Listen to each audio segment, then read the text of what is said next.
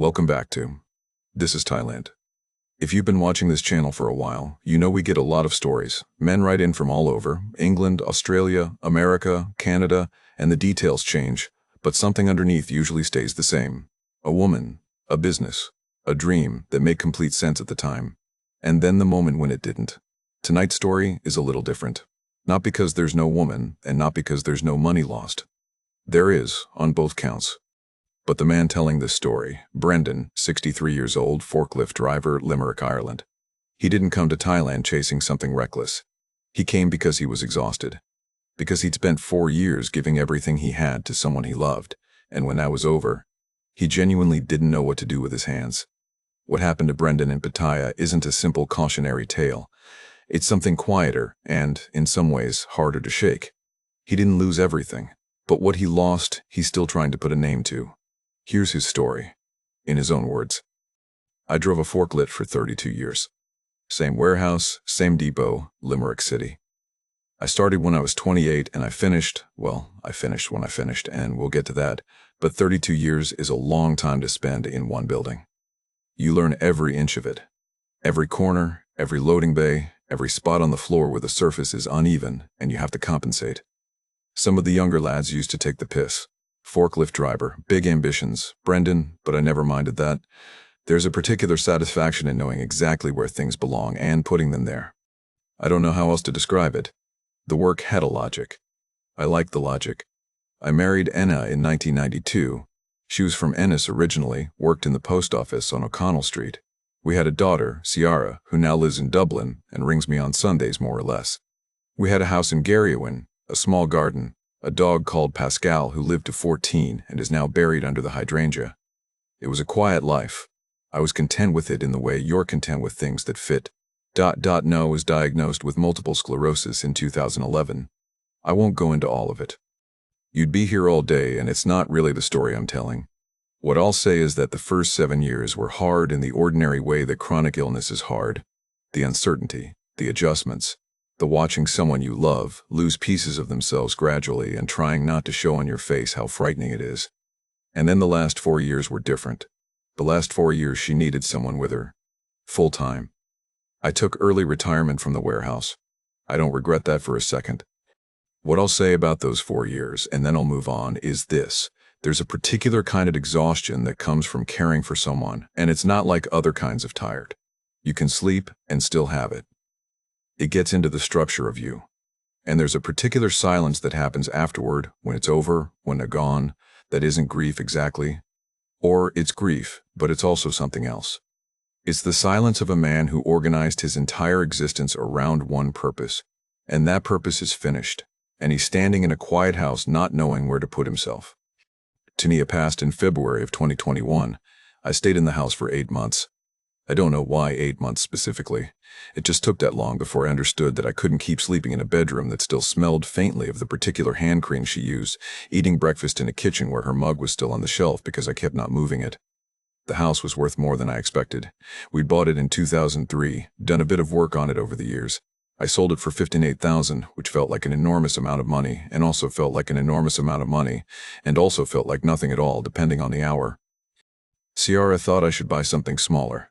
A flat, maybe. Stay near family, near what I knew. I nodded along to that because she was worried about me and I didn't want to add to it. But I'd already, quietly, started looking at other things. I'd been watching YouTube. This is embarrassing to say, but there it is. I'd been watching videos about men who'd retired abroad, Spain, Portugal, Southeast Asia, and I came across this one video. I couldn't tell you who made it or what it was called. It was just a man. Looked about 60, Cork accent, sitting outside a bar somewhere in Thailand with a Chiang beer, and he was laughing. Not at anything, just laughing. Like something had struck him as funny, and he couldn't quite stop. I watched it 3 times. I want to be precise about something, because I've thought about it a lot since. I was not looking for a woman. That's the honest truth.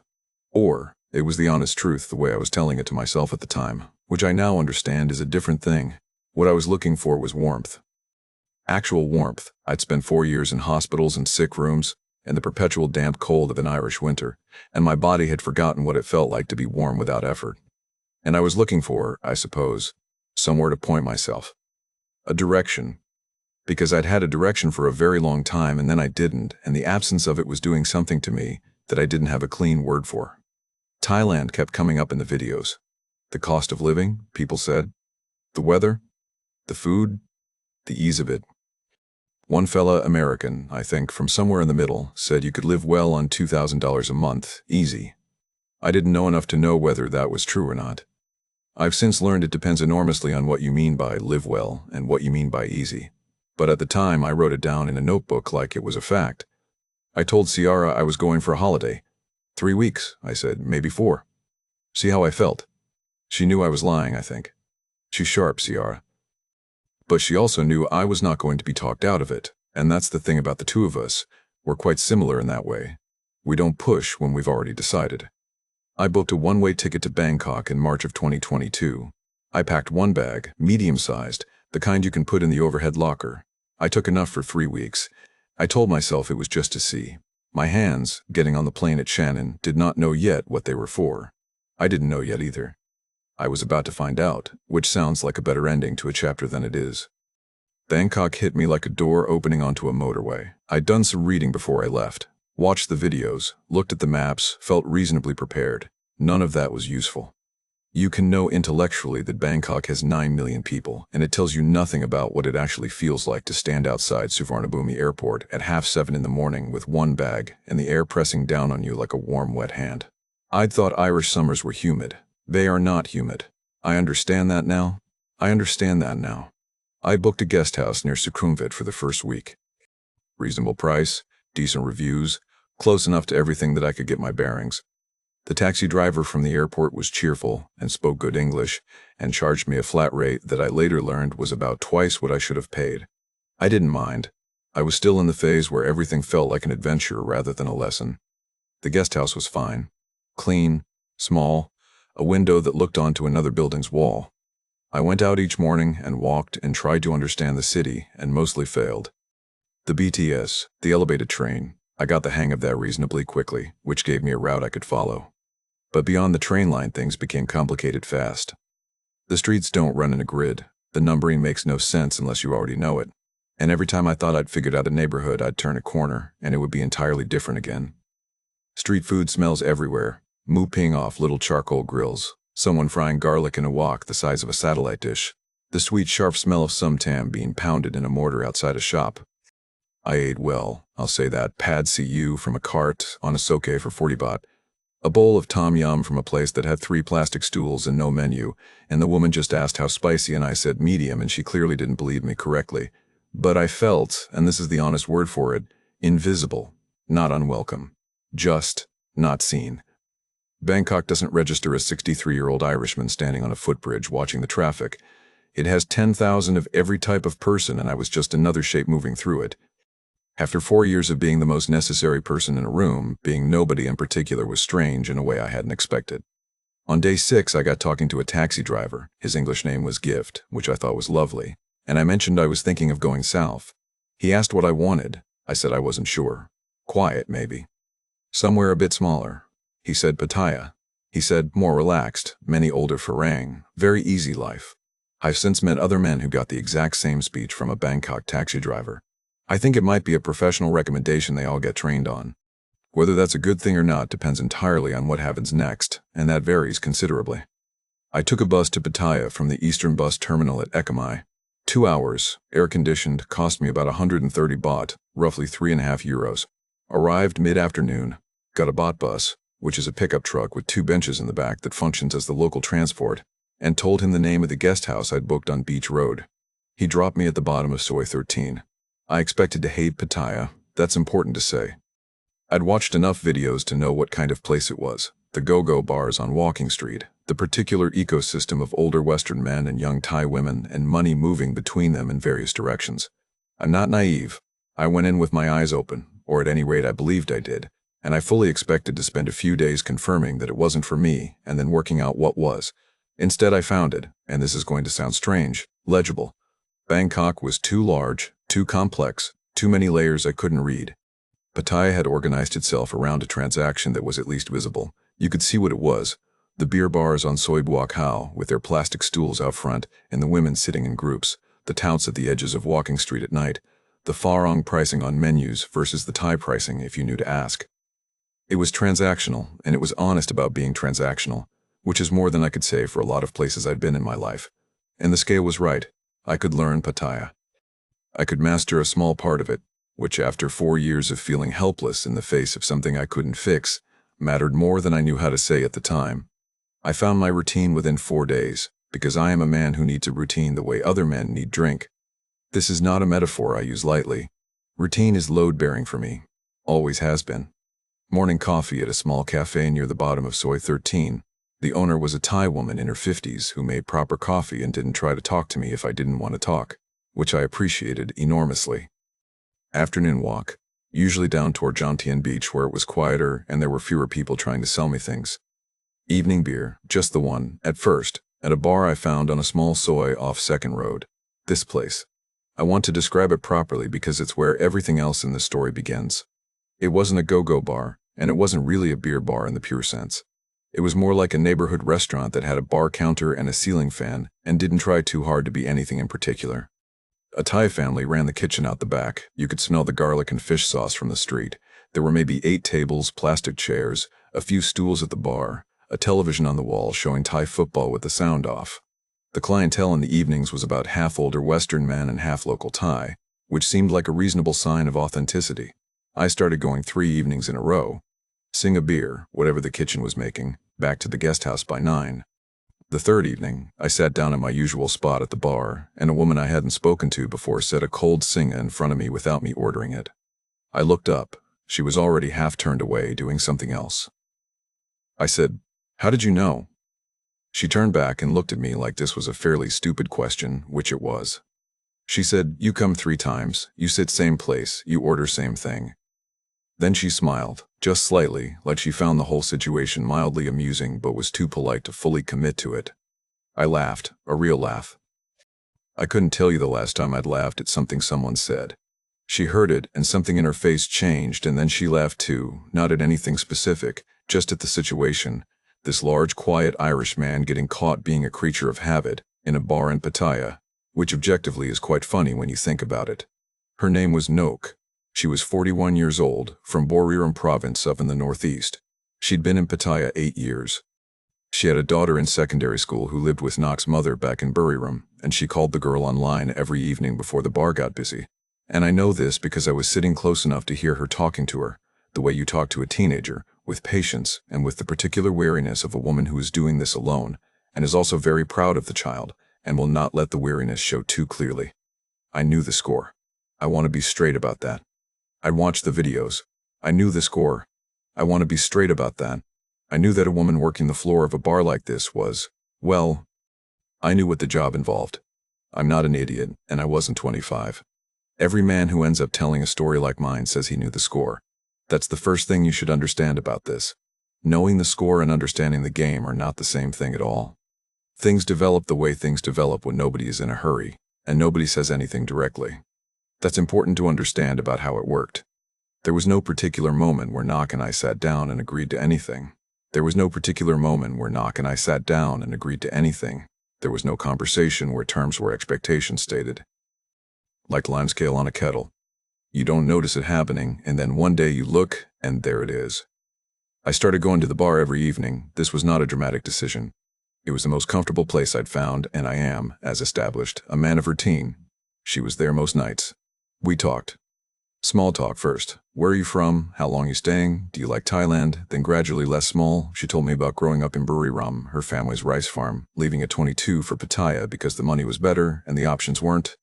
She said this without bitterness, the way you'd describe a bus route. It wasn't the life she'd planned. It was the life that was available, and she'd made practical decisions about it. I respected that. I've made practical decisions my whole life. I understood the language. She was good at her job. I want to be clear about this because it matters for understanding what came later. She was very good at making older foreign men feel comfortable, feel seen, feel that they were not just another Farong passing through with a wallet. She had a particular way of listening, fully, without performing attention, that I think is rarer than people realize. She remembered things. The 3rd week I mentioned offhand that I liked cow pad with extra basil and no chili, and after that she just told the kitchen when I arrived. Small thing. Meant something anyway. I wasn't unique in receiving this treatment. I'm aware of that now. At the time, I noted it as a fact and then set it aside because setting inconvenient facts aside was something I was getting very practiced at. One evening, about 3 weeks in, she called me Pi Brendan. Pi, it means older sibling, older brother. It's a respectful form of address in Thai, used for someone older than you that you're fond of. She explained this when I asked. And I did ask, because it struck me as an odd thing to call someone you'd known for 3 weeks. She said, in Thailand, we don't call people just by name. We say where they belong. I've thought about that sentence a lot since. What I can tell you is that being placed somewhere, being told you have a position, a standing, a relational weight, after 4 years of being nobody's brother and nobody's husband and barely anyone's father in any active sense, that lands differently than you might expect. It doesn't sound like much. Pi Brendan. But something in my chest loosened when she said it, like a knot I'd been holding so long I'd stopped noticing it was there. I extended my tourist visa at 30 days. Then again, practically speaking, it made sense. I was paying less per week at the guest house on a monthly rate, and Pattaya was cheaper than Bangkok, and I had nowhere to be. This is what I told myself, and it was true, and also not the whole truth. I moved into a studio apartment on a monthly rental near the top of Soi Buac Khao at the end of month 2, 12,000 baht a month, about D315. Small but fine. Air conditioning, a kitchen I never used, a balcony with a view of a spirit house and the roof of the 7-Eleven below, where the delivery motorbikes came and went at all hours. The phone I bought her was in the 3rd week. She mentioned hers was broken, the screen cracked, she couldn't see messages properly. I said I'd get her a new one and she said no, really you don't have to, and I said I know I don't have to, and I bought her a decent Samsung the next morning. 8,000 baht, about T210. I thought of it the way I'd think of buying a round back home in Limerick. You don't calculate whether you can afford a round, you just buy it. She thanked me in a way that was neither effusive nor dismissive, just normal. As if it were a reasonable thing between two people who knew each other. That normality was, I think in retrospect, part of the technique. Not necessarily a calculated technique, more a manner of operating that had developed over 8 years of similar arrangements with similar men. The thank you that isn't too big but isn't too small. The acceptance that makes it feel like a gesture between friends, not a transaction. I knew the technique, I watched her use it, and I understood what I was watching, and I understood what I was watching, and I bought the phone anyway. There are men who'll tell you that makes me stupid. Maybe.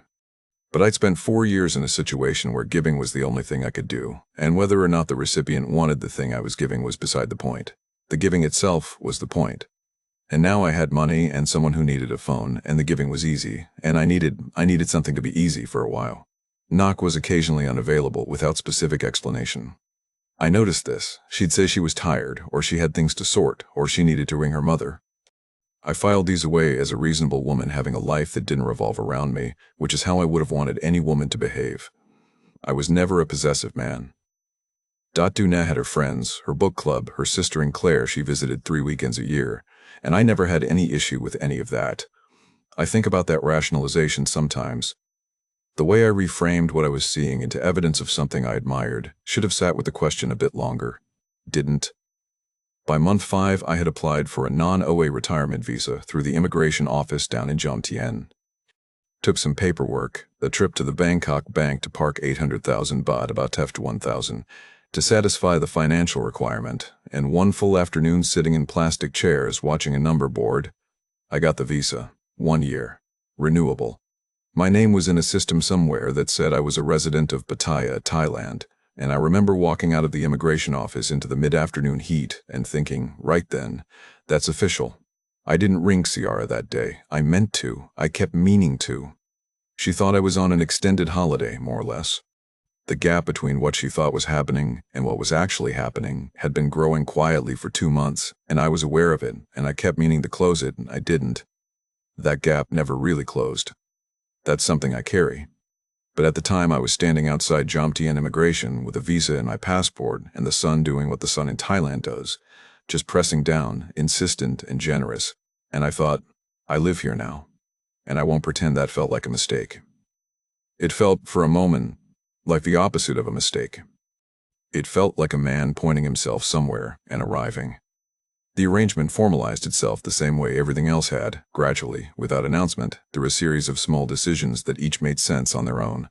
Knox started spending nights at the studio, 3 nights, then 4, then 4 or 5 most weeks. This wasn't discussed. It happened the way weather happens, conditions shifted until it was simply the case. She kept some things there, a particular shampoo, a second phone charger, the kind of accumulation that means someone is functionally living somewhere part-time. One covered her room rental elsewhere, 15,000 baht a month, roughly A395, on the basis that she was rarely using it. This was logical. I am a logical man. The logic was also, I can see clearly now, a way of not naming what the arrangement actually was, because naming it would have required me to examine it, and examining it might have led me to conclude things I wasn't prepared to conclude.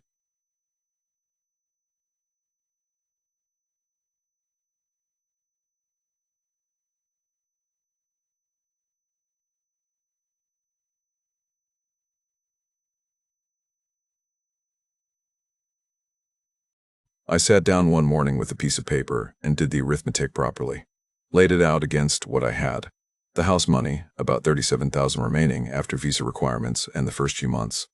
My Irish state pension, which at 63 wasn't a full entitlement yet, but I had some pension credit from the early warehouse years, a few €100 a month. The 25,000 baht was sustainable. Comfortably sustainable for a few years. I folded the piece of paper, put it in a drawer, and that was the last time I ran those numbers properly. I want to be honest about that. I did the accounting once, and then made a decision not to do it again. That's not naivety, that's a choice.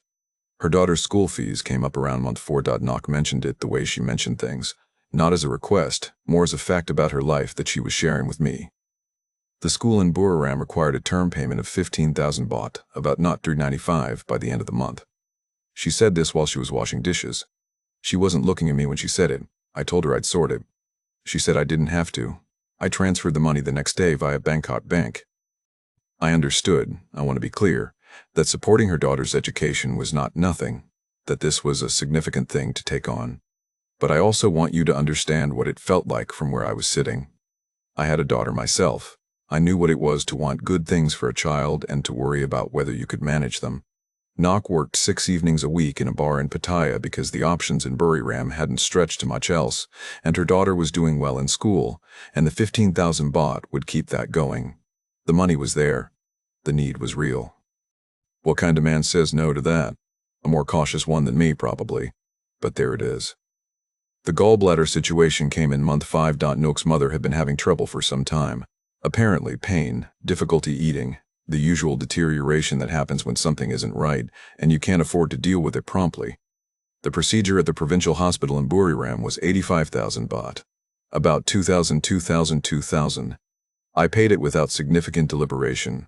I want to explain this properly because people hear that figure and they think, surely that's where you stopped.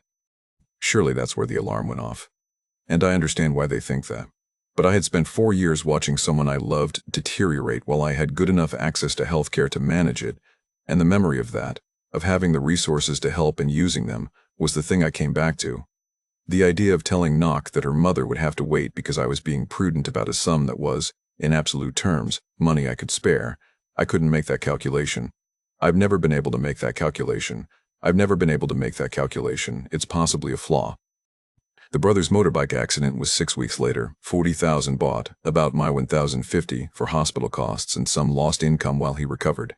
I remember thinking when she told me that the timing was bad, not that it was necessarily suspicious. Accidents happen, families have bad runs of luck. But that the timing was bad in a way I noticed and then put away. Then the flood. August, which is monsoon season up in Izan. Buriram province got hit hard that year. You could see it on the news. Rice fields underwater, roads flooded out. Nok's family home took on water badly. The repairs were 120,000 baht. About 3,050. She showed me photographs on her phone. The floor tiles lifted. The back wall cracked. Water damage through the lower rooms. Real damage, not theatrical. I transferred the money in 2 installments over 2 weeks because that's how long it took me to be comfortable with the total.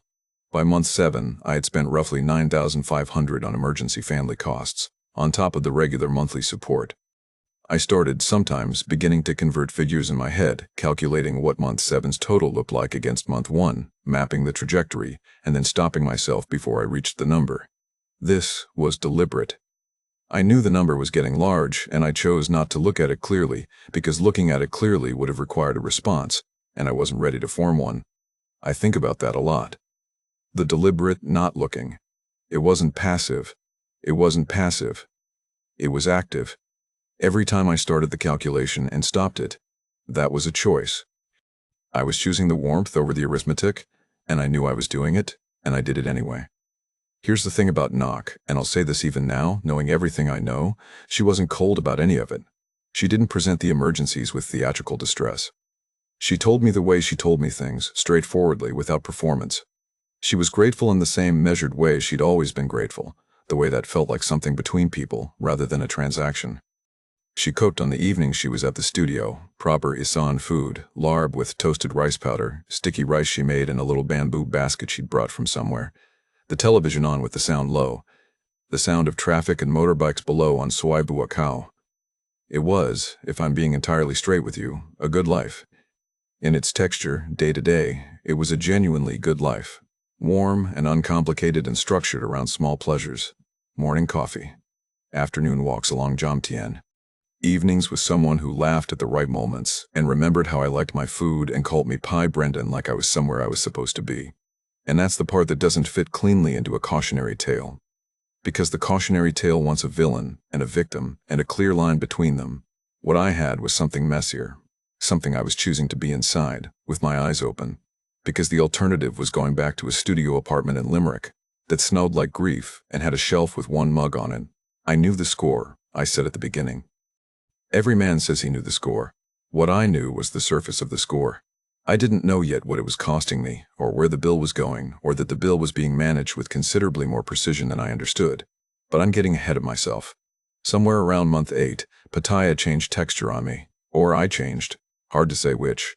The novelty had long since resolved into routine, which I didn't mind. Routine is, as I've said, what I run on. But there was something underneath the routine now that hadn't been there before. A quality of waiting. I'd wake up, have my coffee at the Soy 13 Cafe, walk toward Jomtien in the heat, come back, shower, and then find myself watching the clock toward evening, toward Noak. And I noticed that I was waiting for the next emergency too, the next request, the next need I could meet. When several weeks passed without one, I felt something I can only describe as restless, which told me something about myself I didn't particularly enjoy knowing. The guest house came up in month 9. Not mentioned it over dinner one evening. She'd made tom kha gai, coconut and galangal, the good version, mentioned it the way she mentioned things, as a fact she was sharing rather than a pitch she was making. A friend of hers, a Thai man named Dang, was looking to bring in a partner for a small property on Soy 6.8 rooms. Nothing fancy, budget travelers, backpackers passing through, a few longer-term expats on low budgets. Dang had 2 other properties already, she said. This one was profitable, but he needed capital for some renovations. I said I'd be interested in hearing more. I want to be precise about why. People assume it was about money, that I thought I'd found a business opportunity, that I was being naive about the investment. And partly that's true. But the deeper reason, the one I didn't say out loud even to myself at the time, was that I wanted something to manage. I wanted a reason to be somewhere at a specific time each morning. I wanted my hands to know what to do again. I met Dang 3 days later at a coffee shop near Central Festival. He was 40-something, spoke reasonable English, had a straightforward manner that I associated with competence. He showed me figures on his phone, occupancy rates, monthly revenue, operating costs. The numbers looked decent, not spectacular, but solid. He explained the ownership structure without me asking. Foreigners can't hold property directly in Thailand, so the arrangement would be a silent investment from me, the guest house registered in his name, a written agreement between us outlining my share of returns. He said this was completely standard, done all the time. I went away and looked it up. It was, in fact, common. Not without risk, I read enough to understand that a written agreement between a foreigner and a Thai national over property they can't legally own is worth roughly what the paper it's printed on is worth if the relationship goes wrong. I read that. I understood it. I then spoke to one other expat I'd become friendly with, a retired quantity surveyor from Limerick actually, which I found either reassuring or suspicious depending on my mood that day, who confirmed he knew men who'd done similar arrangements and been fine. I did not consult a lawyer. I'll say that plainly because it's the thing I'd most want someone watching this to understand. A lawyer would have told me things I'd have had to act on, Specifically, a lawyer would have told me that a silent investor agreement for property you can't legally own is unenforceable, and that if Dang decided to do whatever he liked with the property, I would have no legal recourse whatsoever. I knew this, in the vague way you know something you've read once and chosen not to look at too carefully. The lawyer would have made it concrete, and concrete would have been inconvenient. 1.4 million baht. I transferred it across 2 payments, 700,000 in week 1, 700,000 3 weeks later when the first payment had settled and I'd confirmed Dang had received it. About 37,000 in total, the single largest financial commitment I'd made since buying the house in Garrywin with Enna in 2003. My name appeared on nothing. The first 2 months I was there every morning. There was a shower fitting in room 4 that leaked. I fixed it myself with parts from a hardware shop on the road behind the property. Cost about 300 baht for the fitting and an hour of my time. I reorganized the check-in system, which had been a handwritten ledger with no consistent format, into something logical and trackable. I talked to guests, backpackers from Germany and Australia, and once a young couple from Galway who laughed when I told them where I was from, like it was unlikely, which it was. I was useful. I knew where things belonged, and I put them there. My hands knew what to do. Noak's overnight stays dropped to 2 or 3 per week, somewhere around month 11. She was busier at work, she said. The bar had taken on an extra shift. She needed to be home more, rest properly. She wasn't as young as she used to be. All of these were plausible. I accepted them as true without examining them too closely, because examining them would have meant examining other things alongside them, and I wasn't prepared for that reckoning yet. I want you to understand the architecture of what I built. A studio apartment I paid for monthly. A retirement visa requiring money parked in a Thai bank. A guest house investment on paper I didn't hold. A monthly support arrangement with a woman who was spending less time with me than she had 6 months earlier.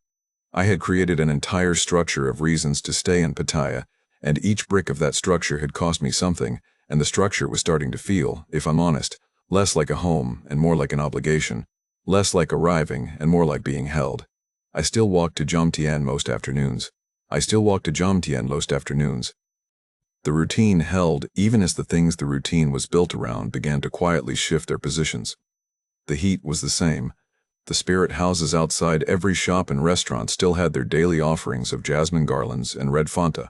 Why always red Fanta, I never found out. The bot buses still lurched down Second Road with their diesel rattle. A temple about 2 streets from my apartment started their pre-dawn chant at 5:30 every morning, monks' voices carrying through the window I'd started leaving open because the air conditioning was making my back worse. Pattaya persisted, indifferent to what I was feeling about it. And I persisted too, in the particular way of men who are good at not examining things that have started to smell wrong. You keep the routine. You don't ask questions that will require answers. You tell yourself you're being respectful of her independence, sensible about the business, patient with the process. You keep choosing the warmth over the arithmetic. Until the arithmetic makes itself unavoidable. And even then, in my case, it took someone else's question to do it. The unraveling wasn't an event. It was a sequence of small things that I kept filing separately, and then one day I looked at the file and understood what was in it. Knock's weekend unavailability had become a reliable pattern by month 13. Friday evenings she was at the bar, which was true. But Saturdays and Sundays, when the bar was closed or running reduced hours, she had reasons. Her cousin was visiting from Buriram. She was tired and needed to sleep at her own place. She had errands. Each reason was plausible. I'd accepted each one individually without ever looking at them as a sequence. When I started looking at them as a sequence, the sequence had a shape. Dang had stopped responding to my messages about the guesthouse accounts in any timely way. This had crept up gradually. Early on, he'd sent monthly summaries without me asking, occupancy figures, revenue, a basic accounting. By month 12, the summaries were arriving late, then only when I asked, then in less detail than before. I sent a message in January asking for a proper breakdown of the previous quarter. He responded 8 days later with a figure and no workings. I asked for the workings. He said he'd send them next week. Dang had sent them next week. Dang had stopped responding to my messages. Next week became the week after. I was still asking when everything else happened. The thing that clarified my thinking was a small one. I mentioned to Knock, carefully and without accusation, that I was thinking I might need to slow the monthly support for a while. Not stop it. Slow it. My savings weren't infinite. The guesthouse returns hadn't materialized the way Dang had suggested they might, and I wanted to be sensible. I said this on a Tuesday evening over Chang beer at the bar, in the tone of a man raising a practical matter, which is the only tone I know how to use. She didn't argue. She said she understood. And over the following 2 weeks she was present in the same physical ways but somehow less, in a manner I couldn't point to precisely but couldn't not notice. Not cold, not cruel. Just slightly further back than she'd been. The warmth on a lower setting, that was the moment I understood what I'd been paying for. Not entirely, but enough to understand I needed to know more. I'd met Seamus about 4 months earlier. He was a retired electrician from Galway, 61 years old, 6 years in Pattaya, with the particular relaxed quality of a man who had already made all his expensive mistakes and was now living quietly on the other side of them. We'd started having a beer most Thursday evenings at a small place near the night bazaar end of Soibuwakau, less tourist traffic, cheaper Leo, a cat that slept on the bar and tolerated being ignored. We didn't talk about our arrangements much. That's the thing about men like Seamus and me. We didn't talk about men like Seamus and me. We don't discuss our feelings in straight lines. One Thursday in February, he listened to me talk in circles about Dang and the accounts and Knock's new distance. And when I'd finished, he looked at his beer for a moment and said, "Do you feel like you're paying for something or investing in something?" I said I wasn't sure what the difference was. He said, "You know the difference." And I went home and I sat with that question for 3 days. I mean that literally. I walked around Pattaya with it. I had my morning coffee with it. I lay awake with it at 2 in the morning while the bar music from somewhere on Soil K carried across the night air, and the temple down the road was quiet, and the 7-Eleven below was still lit up, and a motorbike came and went every 20 minutes with someone's delivery. I sat with the question, and I did, eventually, understand what answer I'd been avoiding. I contacted the fixer through Seamus, a private investigator, nothing so formal. A Thai man whose name I never wrote down, who'd helped Seamus with something similar a few years back, who asked discreet questions for a flat fee and returned answers without drama or judgment. I paid him 15,000 baht, about Temple 395, and waited 2 weeks. What came back wasn't devastating. That's the strange thing about it. I think I'd been braced for something devastating, and what I got instead was just the shape of a thing I'd been not looking at, now visible. Knock had a semi-regular arrangement with a Japanese man, older than me, apparently. Generous. He'd been in the picture for some time, the fixer couldn't say exactly how long, but the suggestion was that it predated my arrival in Pattaya, or at least overlapped considerably with it.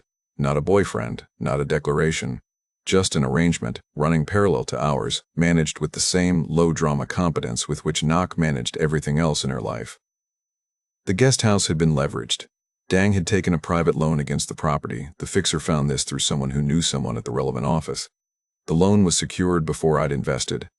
My money, in practical terms, had gone towards servicing a debt structure I knew nothing about. The written agreement between Dang and me was, as I had technically known but carefully not faced, worth nothing in Thai law. The 37,000 was structurally unrecoverable, not stolen exactly. Just gone, in a way that had no mechanism for retrieval. Nothing was provably criminal, nothing was even provably intentional, in a way I could stand behind with certainty. It was possible, I've thought about this, that Dang had genuinely intended the arrangement to work and circumstances had changed. It was possible that Nak had genuinely liked me and the Japanese man was a separate practical reality she'd been managing alongside. Both things could be true.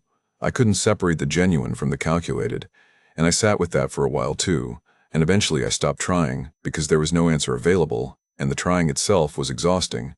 I didn't confront her. People are always surprised by this when I tell it. They want a scene, a reckoning. The Irish thing to do, apparently, is to have it out. But I am not that kind of Irish. I am the kind that goes quiet when something is finished and processes it in private and doesn't make scenes that serve no practical purpose. What was I going to say to her? That she should have loved me for free? She didn't owe me love. She'd given me warmth and company and 14 months of not being alone, and she'd taken what the arrangement offered, and the family obligations she'd cited were real, even if their scale had been managed carefully in my direction. I couldn't tell her she was wrong without telling her she should have been a different person, and she was exactly the person the situation had required her to be. I sent her 25,000 baht in March, the last month's support. I sent it without explanation via Bangkok Bank, and she sent back a message online that said "Thank you, Pi Brendan," and a small emoji that I won't describe, because it doesn't matter. We didn't have a scene. We didn't have anything. The arrangement simply stopped, The way it had started, without announcement, without naming. I sat in the studio on Soi Buakau for 2 evenings after that, with the window open and the temple bells and the pre-dawn and the 7-Eleven lit up below, and I worked out what it had cost me, and I decided where to go next. Chiang Mai is cooler. I mean that literally. The temperature drops enough that you notice it, especially in the mornings, especially coming from Pattaya, where the heat is a constant pressure you stop feeling after a while, the way you stop hearing traffic. Up here in the north, you can sit outside a cafe at 8 in the morning and need a light jacket. I own a light jacket again. Small thing. I'd missed it. I moved here 3 months after I stopped the arrangement with Nok. Took a bus north from Pattaya to Bangkok, a night train from Hua Lam Phong up to Chiang Mai, arrived at 6 in the morning with my same medium-sized bag, and found a guest house near the old city walls. Stayed a week. Moved into a small apartment on Niman Road on a monthly basis. I've been here 4 months now. Let me tell the numbers plainly, because I'm a man who is trained to count things accurately, and the accurate count is the only version worth telling. The guest house investment was €37,000. Gone completely, not stolen in a way I can prove, not recovered in a way I can pursue, just structurally absent. The emergency family costs, the gallbladder procedure, the motorbike accident, the flood repairs, came to just under €9,000 across those months. Monthly support to Nok over 14 months at the rate I was paying works out to roughly €9,200. Add the visa deposit, the studio rent, the phone, the smaller costs of just being there, flights, the occasional bot bus, 14 months of Singapore, and the total is approximately €62,000. I have €96,000 remaining from the house sale, in a combination of my Bangkok bank account and an Irish account I maintain for transfers. My state pension, when it fully matures in 2 years, will cover basic living costs here comfortably. I am 63 years old and in reasonable health. These are the facts of the situation, and they are not catastrophic facts. I run them through my head the way I used to run through the warehouse inventory at the end of a shift. This section, that section, what's present and what's missing, and what you do with the difference. You don't grieve the missing inventory. You note it and you update the count and you work with what's there. Ciara rings on Sundays now, more reliably than before. I think she knows something happened, in the way children know things about their parents without being told. She doesn't ask directly, and I don't tell her directly, and the conversation sits comfortable and warm in the gap between those two positions. She told me last Sunday that she's thinking of visiting in April. I said the weather in Chiang Mai in April is extremely hot, and she said she didn't care. And I said grand, then. I'm learning Thai, badly. I have a book and a phone application and a tutor who comes twice a week to a cafe near the night bazaar and spends 40 minutes being patient with my pronunciation, which apparently has a quality she describes diplomatically as unique. I can order food correctly. I can ask directions and understand roughly half of what comes back. It's slow going. I don't mind slow going. I've done slow going my whole life. I've made no romantic arrangements here, not from principle exactly. More from, I understand now what I was looking for when I arrived in Thailand, and I understand that I hadn't named it correctly, and before I start spending to find something I should probably work out what it actually is. That seems like the sensible order of operations. What Pattaya was, I've thought about it enough to say this plainly, it wasn't a trap. It wasn't a scam destination in the way a lot of the videos present it. It was a place that had organized itself around providing certain things to certain men, warmth, company, purpose, the sensation of being needed, and it charged accordingly. I arrived already depleted, which meant I was extraordinarily easy to fill. A depleted man with money and no one to spend it on is not a victim waiting to happen. He's a customer who hasn't identified his own wants clearly enough to shop sensibly. Knock. I think about sometimes. Knock. I think about sometimes. Not with bitterness. I tried bitterness, and it doesn't fit me well. She was a woman doing what women in her position do, managing multiple arrangements with competence and without cruelty, supporting a family in Buriram, putting a daughter through school in a province with limited options. I was one of the arrangements. I probably wasn't the worst one she'd had. I hope the daughter is doing well. I genuinely hope that. Dang, I think about less. There's less to think about with Dang. He was a businessman who saw an opportunity and managed it in his favor. I gave him the opportunity. That's the honest accounting of it. That's the honest accounting of it. That's the honest accounting of it. The lesson, and I'll say it straight because it's the only reason to tell any of this, isn't that Thailand is dangerous. Thailand is a place. Places aren't dangerous. I was dangerous. I came here empty, genuinely empty, in the way a man gets empty after years of loss and caregiving and grief that sits in him like wet concrete. and empty men are very easy to fill, with warmth, with company, with purpose, with the comfortable feeling of being needed by someone. It all costs money, the filling. And if you don't know what you're actually buying, you won't know what you're actually spending. Know what your hands are looking for before you start putting them in your pockets. That's the whole of it. That's Brendan's story. And that's where he is now, sitting in a cafe in Chiang Mai in a light jacket, learning Thai badly, waiting for his daughter's visit in April. There are men watching this who know exactly what Brendan was feeling when he got on that plane at Shannon. The ones who've been through something that took everything they had and came out the other side with money in their pocket and no one particular to spend it on, and found themselves watching YouTube videos of someone laughing outside a bar in the sun, thinking, I could do that. Just that. Just a man somewhere warm, laughing without anything particular to laugh about. That impulse is not stupid. It's not reckless. It's just human. And it's very old. It's just human. And it's very old. And Thailand has been answering it for a long time. The only question worth asking before you book the ticket is this. Do you know what you're actually looking for?